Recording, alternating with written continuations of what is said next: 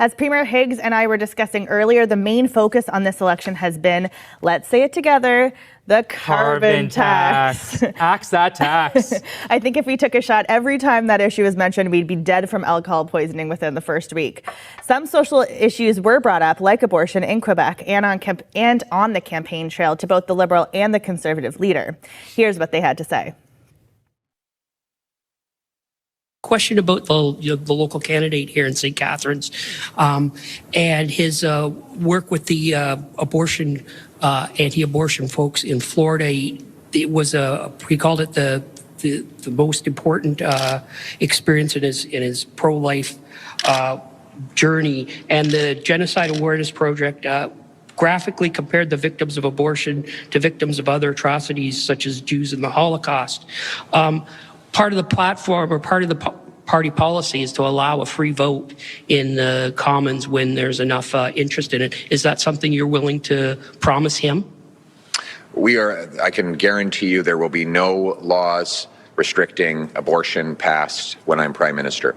For 20 years, the policy of the Conservative Party has been that there will be no restrictions brought in on a woman's right to choose. It's been in our policy since it was adopted by our party members in the year 2004. So this is a 21-year policy adopted by our members and upheld at all of our subsequent conventions. So there will be no laws or other restrictions imposed on a woman's right to decide to do with her body as she wishes. And that is something that I'm guaranteeing to you and to all Canadians. Prime Minister Carney, you're a practicing Catholic. You went to church before you visited the Governor General this morning. Do you explicitly support a woman's right to choose? And how will your faith impact your policy deliberations should you win this election? Thank you for the question. I wouldn't have drawn attention to the fact I went to church, but thank you for noting it. I absolutely support a woman's right to choose unreservedly, and will defend it as the Liberal Party has defended it proudly and consistently. I will defend the Charter proudly and consistently as the Liberal Party does. I would say this: I don't speak about these matters. I think what's relevant.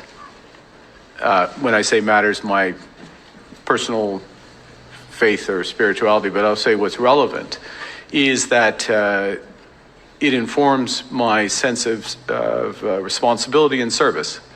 I feel, that I should serve our country the best I can. I want to ask you about Canada's medical assistance in dying laws. Will the Conservative government make any changes to the laws that exist in this country right now? And are you open to expanding them to include advanced directives? Thank you for your question. People will continue to have the right to make that choice, the choice for themselves. We are not proposing to expand medical assistance in dying beyond the existing parameters. That said, we believe that we also need better health care so that people have all sorts of options.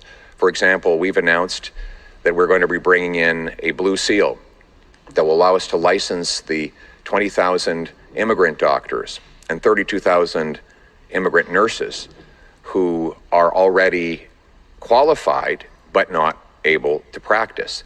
By having a blue seal that is based on the red seal we have for the licensed trades, we believe we can accelerate many of those qualified doctors to take a test, prove they're qualified up to our standards, and then get licensed to work in our hospitals, reducing the incredible wait times that we see right across our country. After the lost Liberal decade, there's something like 6 million Canadians who do not have a family doctor. Lineups at our hospitals are worse than ever, and we think that it's reasonable to expect that you should have a family doctor in an advanced country. And we have so many qualified doctors are not able to practice. The low-hanging fruit is to give them a path to licensure, and that's what we will do with the blue seal. All right, so a lot to get into there. We heard a response from Pierre Poilievre and from Mark Carney, and then we heard again from Pierre on assisted suicide. But let's start with abortion.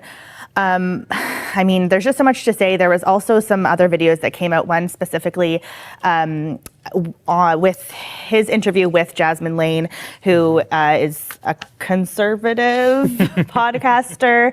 And she specifically asked about abortion because she's young and she's a woman, and that the conservatives will never touch it because it's not an issue, apparently. So edgy. Yeah. So edgy. So Pierre, in the video and in that interview, has said repeatedly, well, there's a 24 or 21-year policy or whatever about that the government won't regulate abortion.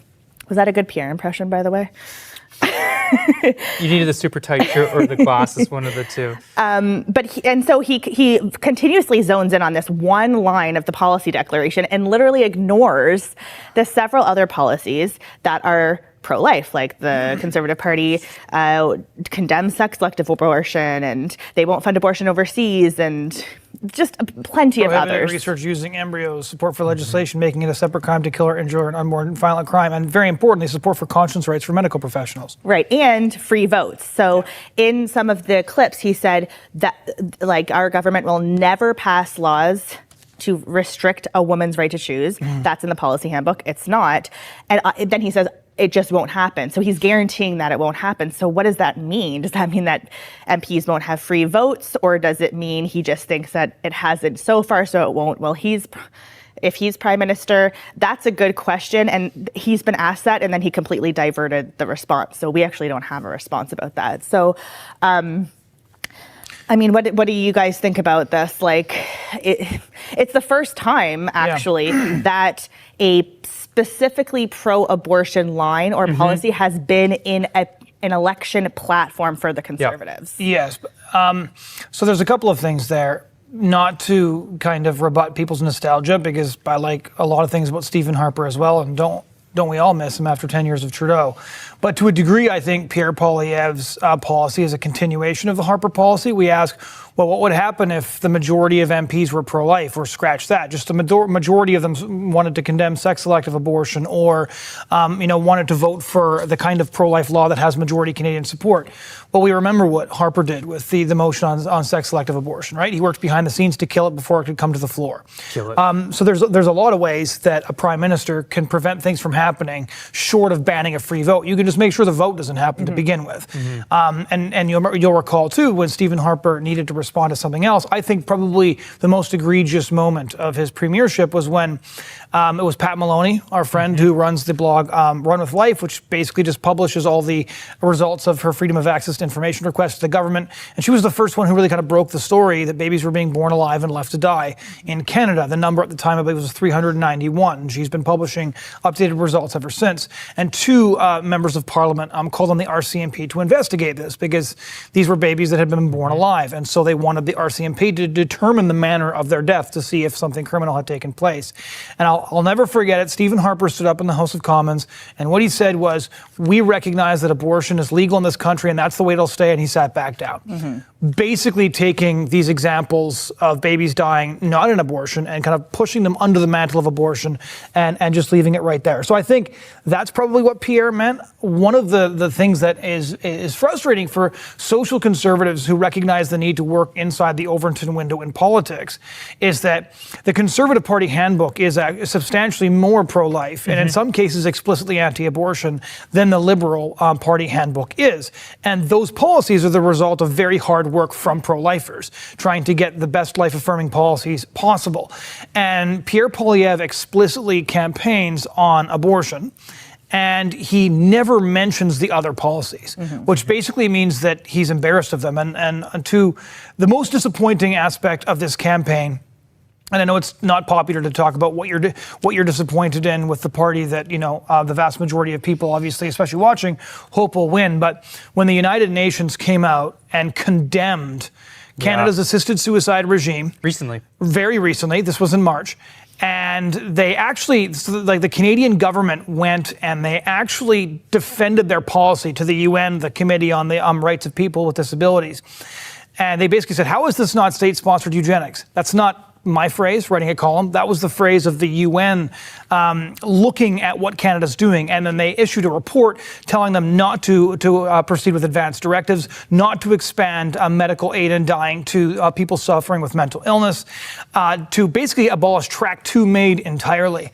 And not a single federal leader brought this up. This is the United Nations. This is disability rights groups condemning Canada. Fits exactly into the Canada is broken theme. Yeah. We know Pierre Poilievre doesn't really like assisted suicide. He let his MPs go on the road to campaign against MAID for mental illness, which they did in my riding. Yeah. The first time I've ever been enthusiastic about a conservative event that I went to was watching 4 CBC MPs at the front of a town hall in Oxford, openly calling it killing, explaining in emotional and impassioned terms why this was morally wrong and why it was devastating to vulnerable people.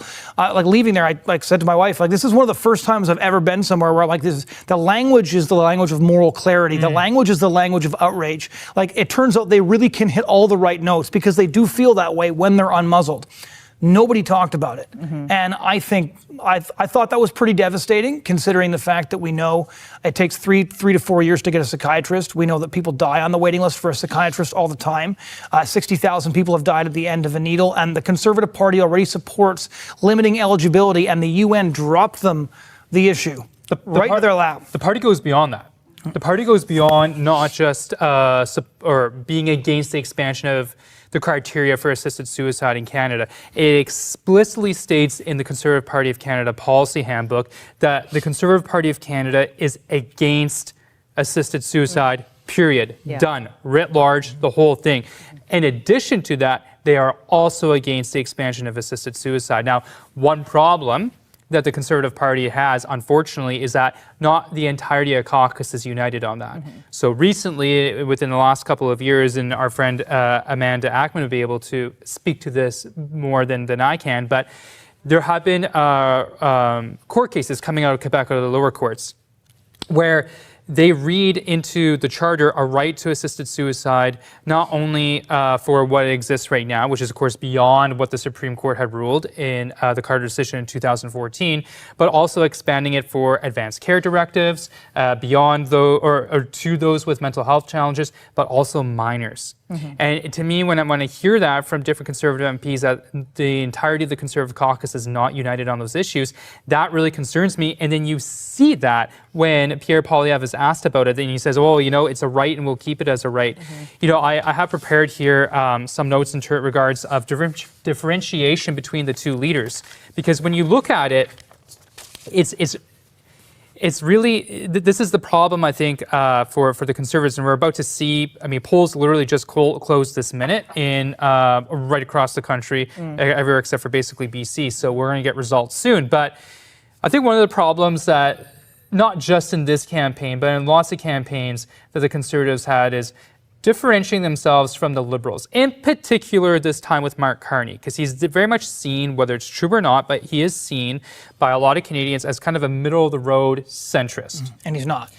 He's not, but neither is Pierre Poilievre, or at least he puts that out there that he's not, but the party is. And I think you have, you know, a supermajority Canadians are against, you know, sex-selective abortion, 84%. You have another supermajority Canadians that are against late-term abortion in 70%. I would bet if you did some polling that the Canadians who supported the legalization of assisted suicide back in 2014 when it was first legalized by the courts, they probably said, okay, I support this in only so much that, you know, Grandpa who's 94. Track 1 MAID. Exactly. Yeah. You know who's you're going to die 3 months now from like this horrific pancreatic reasonably cancer. Foreseeable. We're going to off him now, which again I don't support because first off it's just inherently wrong, but also at least to slippery slopes like this. Now I bet you a lot of those people who had supported that back then would now be against assisted suicide completely because of how much has gone off the rails. This is a missed opportunity. You're talking about a broken candidate again, right? Which I understand with the Trump stuff like that changes things, but this is something you can hang on to. It's a really big point of differentiation. It unites Conservatives in the party. and he brings more people and into he the believes party. it. That's sort of the frustrating thing. Is I don't. Yeah. I understand why they didn't. And the touch vast abortion. majority of the caucus does too. They're comfortable talking about I understand why they backed off on abortion, and even on the trans issue, for example. Like Pierre was really getting there with the right language. He was testing it out, shooting it back to the reporters. Like, well, how many genders do you think there are? And the reporter kind of being like, well, I don't actually know, because he doesn't know the right answer to that question. He doesn't want to get fired. But then all of that stopped the second the Trump stuff started, because unfortunately, social conservatism is coded American in this country. On assisted suicide, though, uniquely Canadian issue. Yep. We know Pierre opposes it for mental illness. He's generally been pretty good on the issue all the way across the board. And it just matters. Like in 2027, if the Sunset Clause comes in and eligibility gets expanded to people with mental illness, Andrew Lawton's written about this very eloquently. We all know somebody who wouldn't be here if this had been in place 10 years ago. So this will affect every single family in the country. And I cannot emphasize this enough. Everybody knows somebody who has struggled with mental illness.